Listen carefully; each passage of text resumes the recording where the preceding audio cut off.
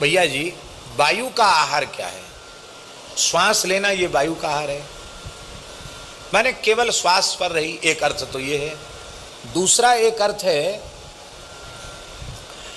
कि जैसे अन्न के आहार की विधि है, जैसे जलाहार, फलाहार, दुग्धाहार ग्रहण करने की विधि है, ऐसी ही पवन के आहार की भी विधि है, वायु के आहार की विधि है। सन हमें स्मरण में नहीं है। रुदायन गांव, जहां हमारे मूल पुरुष पहाड़ी बाबा महाराज ने बहुत काल तक रहकर तप किया, आज भी वहां स्थान है, ब्रज का ही स्थान है रुदायन गांव। और ठाकुर जी का नाम है श्री राधा गोपाल, स्थान का नाम है श्री राम चौक, और ठाकुर जी का नाम है श्री राधा गोपाल। प्राचीन ठाकुर, बहुत प्राचीन स्थान है। अपनी तो लीला हुई वहाँ। अब पुराना सब विसर्जित हो गया, नया मंदिर वहाँ बन गया है। इस बार भी उत्सव हुआ था, हर साल हर वर्ष उत्सव होता है। तो पूज्य गुरुदेव पहाड़ी बाबा महाराज ने हमसे कहा,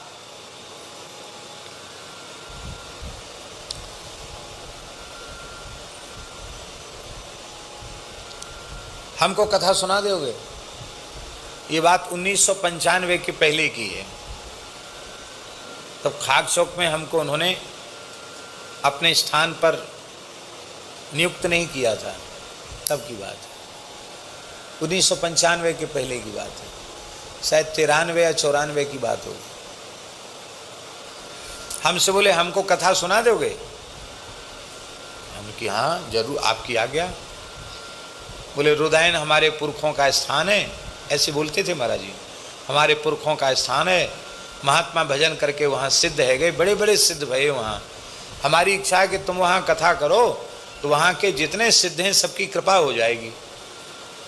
बहुत अच्छी बात है, जवाब किया। और देखो बच्चा, मैं रहूँगा श्रोता। फिर बोले ए दक्षिणा बताओ, क्या लोगे दक्षिणा? मैं लज्जित हो गया। मैंने कहा महाराज जी आप क्या कह रहे हैं, क्या दक्षिणा लोगे? आप आशीर्वाद दीजिए। बोला ठीक। तो गांव के एक आदमी को बुला के कहा कि कथा होगी, तैयारी करो। कथा की तैयारी हुई। वहाँ पहुँचे तो कल से कथा थी, और आज पहुँचे तो वो लोगों ने गांव में मंच सजा के रखा, एक गद्दा बिछा के, ऊपर से चादर बिछा के, मसनद लगा के, और साड़ियों से सजाया। नई साड़ी, गांवन में ऐसे ही सजाते हैं, माताओं की नई धोती होती हैं, नई साड़ियों से मंच सजाया। और जाते ही महाराज जी तो एकदम नरसिंह हो गए। अरे बाल ब्रह्मचारी साधु लुगाइयों के घाघरा के नीचे बैठ के कथा कह रहे है, तेरी जरे तेरी। अरे गांव के बिजवासियों तुम कुछ नहीं जानते, हटाओ सब। ये घाघरा में बैठ के कथा कह रहे है, तेरी जरे तेरे, राम राम। घाघरा में बैठ के कथा, सौ महाराज निकलवा दिया कपड़ा, तकिया भी हटवा दी। रे ये नई है कि पुरानी? और महाराज उनके यहाँ ते आई, रे ले जाओ यार। खाली तखत, 2 टाइम की कथा। पंडित जी बोले कि वो सर्व तो भद्र बनेगा, यूं बनेगा त्यों बनेगा, पूजन की सामग्री तो कुछ है। क्या सर्व तो भद्र बनेगा?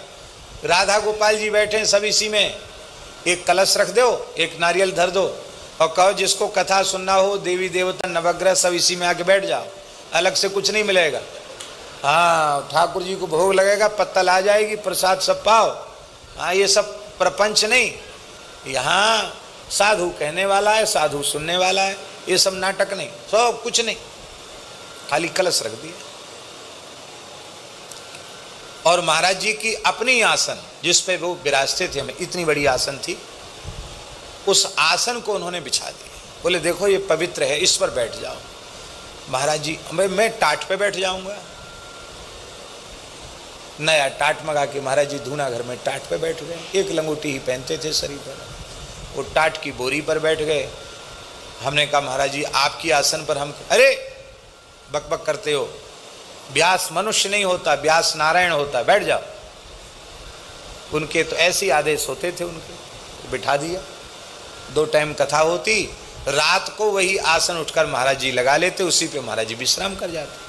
सवेरे 2 टाइम हमारी उस पे आसन है, कथा हो।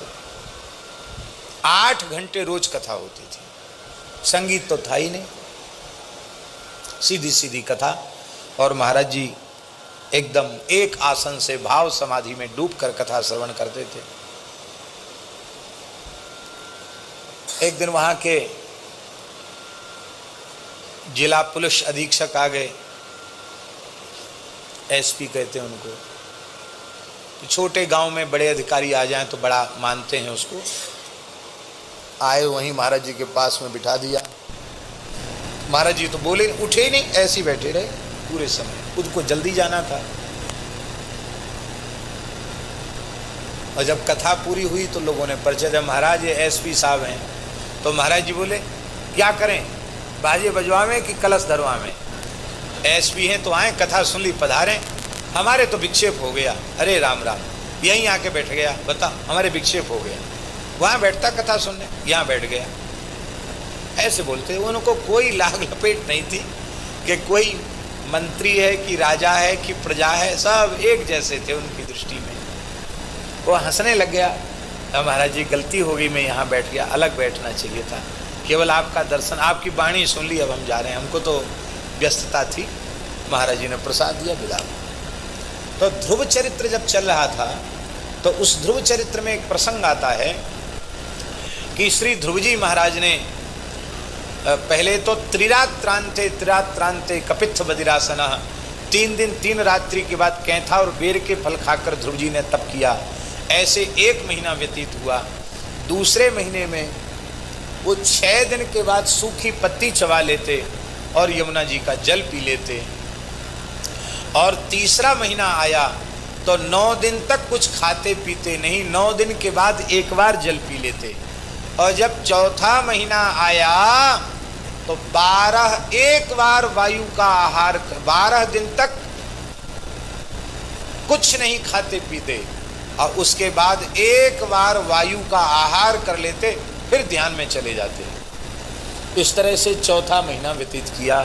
और 5वां महीना आते ही पूरी तरह कुंभक में प्राणवायु को रोक लिया और अपने दक्षिण पादांगुष्ठ के बल पर खड़े होकर कठोर तप करने लगे ध्रुव जी। ये चरित्र में लिखा है। अब महाराज जी श्रोता तो सवेरे सवेरे हमसे बोले, देखो 8 घंटा बैठते हो, थोड़ा घूम के आया करो। हमसे बोलते थे जल्दी स्नान संध्या करके थोड़ा 1-2 किलोमीटर सही घूम आया करो। क्या करें, हम उनकी बात मानते तो ये हालत नहीं होती। अब जबरदस्ती घूमते हैं। महाराज घूम के आया करो, इतनी देर बैठते हो, थोड़ा घूमना चाहिए, हाथ पैर सीधे करे आओ। ठीक है। तब सवेरे जाने लगे। रे इधर आ, कल तुमने कथा में सुनाया था कि ध्रुव जी के चरित्र में को वायु का आहार करते थे। वायु का आहार जानते हो क्या है? अरे बोले, कहते नहीं हवा खाया, कहते नहीं हवा खाया। तो हमने कि महाराज जी आप जैसे हमसे करे जाओ हवा खाया हो, माने घूम आओ। अरे बोले, तो दुनिया के लोग बोलते हवा खाया हो, हवा खाना भी सीखना पड़ता है। वायु का आहार भी एक यौगिक क्रिया है। सवेरे के 5 बज रहे थे, ढूना घर में महाराज जी अकेले विराजे थे। किवाड़ा अटकाए, अटका करके उन्होंने अपने शरीर की वायु बाहर निर्गत की और एक विशेष योग की मुद्रा से वायु का पान किया और अपने संपूर्ण उदर को वायु से भर लिया।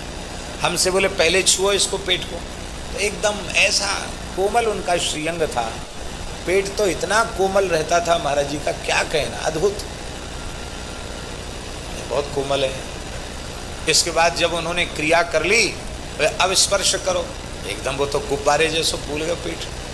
बोले ये वायु भीतर प्रतिष्ठित हो गई है, अब जब तक हम इसको पुनः इसी पद्धति से निकालेंगे नहीं, तब तक हमें भूख प्यास, शरीर का कोई धर्म बाधित नहीं करेगा, शरीर में कमजोरी भी नहीं आएगी, और मैं जितने दिन तक चाहूँ उतने दिन तक बैठकर भजन में अपना समय व्यतीत कर सकता हूँ। महाराज जी बैठ गए, प्रत्यक्ष हमको करके दिखाया, केवल बोल के नहीं, हवा खा के दिखाई उन्होंने। बोले इस क्रिया का आश्रय लेकर के ही महापुरुष हजारों वर्ष तक तप करते रहते थे और उनके शरीर में चेतना बनी रहती थी। आज भी क्रिया है। उस दिन महाराज जी ने कुछ भी नहीं लिया, बैठे रहे आनंद से, कथा में बैठे रहे, फिर रात्रि को बैठे रहे। दूसरे दिन हम सवेरे फिर जाने लगे, फिर बोले देखो पूरा काम बताना चाहिए। फिर उन्होंने वायु को किस पद्धति से बाहर करना है उस पद्धति को भी बताया। और फिर हंसकर बोलते हैं, बच्चा आंख मूंद के फोटो खिंचाने वाले योगी तो बहुत मिलेंगे, लेकिन इस धरती पर 2 हाथ पैर वाले मनुष्यों में आज के समय इस प्रकार की क्रियाओं को जानने वाले अत्यंत दुर्लभ हैं। अरबों खरबों में से कोई एक होगा, ऐसा कहा है। ऐसे समर्थ योगी पुरुष थे वो। इसको कहते बारी बतासा, हवा खा लेना, एक बार वायु का आहार कर लेना और फिर कुछ भी ग्रहण न करना। नाम जपो, सब कुछ मंगलमय हो जाएगा। एक बात ऐसी है, एकादशी तिथि है, हमारे मन में आ गई तो हम कह देते हैं, दैत्यराज हिरण्यकशिपु के प्रहलाद जैसा बालक उत्पन्न हो गया। इस कथा को हमने सुना तो था, पर नृसिंह पुराण में वो स्पष्ट पढ़ने में आ गई। नृसिंह पुराण में ये बात लिखी है कि सनकादिक भगवान ही उद्धार करने के प्रहलाद जी के रूप में आना चाहते थे। अब हिरण्यकशिपु का बेटा बनना पड़ेगा, ना बाप शुद्ध ना मैया शुद्ध, कैसे सनकादिक भगवान आवे एक अंश से प्रहलाद जी के रूप में। तब श्री नारद जी ने लीला की। क्या लीला की? हिरण्यकशिपु तपस्या करने गया और तोता बन करके वो कह रहा था ब्रह्मणे नमः ब्रह्मणे नमः, और तोता बन के नारायण नारायण नारायण नारायण नारायण नारायण गोविंद गोविंद मुकुंद मुकुंद कृष्ण कृष्ण राम राम राम राम। अरे बड़ा दुष्ट है, हमारे शत्रु का नाम ले रहा है, विष्णु विष्णु विष्णु विष्णु। तोता बोले, ये नृसिंह पुराण में लिखा है। तो उस गर्जना के तो तोता अंतर्धान। फिर तपस्या में लगे, बोले जगह ठीक नहीं है, जगह बदली, वहीं वही बाधा। तो सोचा आज का मुहूर्त अच्छा नहीं, लौट के घर आ गया। तो पत्नी ने कहा कि तुम तो तपस्या करने गए थे। कयाधु ने कहा, और क्या कारण है कि तुम आज लौट के आ गए? आज इतने जल्दी तपस्या होगी, वरदान मिल गया? अरे बोले देवी कुछ मत पूछो, एक दुष्ट तोता पीछे पड़ गया, बार बार हमारे शत्रु का नाम ले रहा था। क्या कह रहा था? वो कहता था नारायण नारायण गोविंद गोविंद मुकुंद मुकुंद। कयाधु भक्ता थी, उसने मन में विचार किया, इसके मुंह से कभी धोखे से नाम नहीं निकलता, आज निकल तो रहा है। तो फिर वो खोद खोद के बार बार पूछे, अरे मैं भूल गई क्या कह रहा था तोता? नारायण नारायण नारायण नारायण। तो अनजाने में नाम संकीर्तन हो गया और उसी रात्रि को श्री प्रहलाद जी गर्भ में आए। आप हमारे कहने का आशय समझे? माने संतानोत्पत्ति की क्रिया के आरंभ में भी हिरण्यकशिपु जैसे दुष्ट सिरमौर से भगवान के नाम की अनजाने में स्मृति हो गई, तो एक संत का अवतरण हो गया। तो कौन सी ऐसी क्रिया जीवन की है जो नाम से शून्य होकर हर समय नाम, खाते पीते सोते जगते उठते बैठते, मलमूत्र त्याग के काल में वैखरी वाणी से जिह्वा से नाम न लो, भले ही नहीं लेना चाहिए, लेकिन मानसिक नाम जप उस अवस्था में भी किया जा सकता है। मन हर समय पवित्र है, नाम से ही पवित्र होगा मन। क्यों? इसलिए मान लो मलमूत्र त्याग के काल में ही मृत्यु आ गई तो भगवान की विस्मृति नहीं होना चाहिए।